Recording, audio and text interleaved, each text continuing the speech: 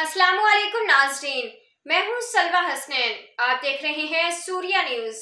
आइए नजर डालते हैं आज की अहम खबरों पर। डिस्ट्रिक्ट शिकारपुर पुलिस स्मगलिंग के खिलाफ शिकारपुर पुलिस की मुख्तलिफ मकामात पर कार्रवाइयां। 9 ट्रकों से 5739 गैर कानूनी तेल लीटर्स बरामद। 10 मुलजमान गिरफ्तार, मुकदमा दर्ज। SSP शिकारपुर डॉक्टर मोहम्मद इमरान खान की जानिब से जारी करदा हिदायत पर अमल दरामद करते हुए थाना न्यू फौजदारी स्टोरेटगंज और लखी गुलाम शाह पुलिस का गैर कानूनी तेल स्मगलिंग के खिलाफ एक्शन।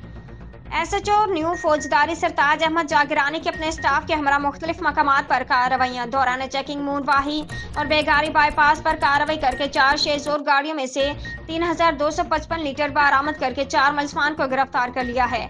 गिरफ्तार मुलजमान की शिनाख्त नजर खान वल्द मिर्जा पठान, गुलाब खान वल्द शरबत खान पठान, नजर जान वल्द अख्तर मोहम्मद पठान रहायशी कोयटा और अब्दुल गनी वल्द गुलाम रसूल पठान रहायशी रोहड़ी के नाम से हुई है। गिरफ्तार मुलजमान जानलेवा गैर कानूनी खुला तेल ले जाते रहे थे, जिनके खिलाफ मुकदमा दर्ज कर लिया है। मजीद तफ्तीश जारी है।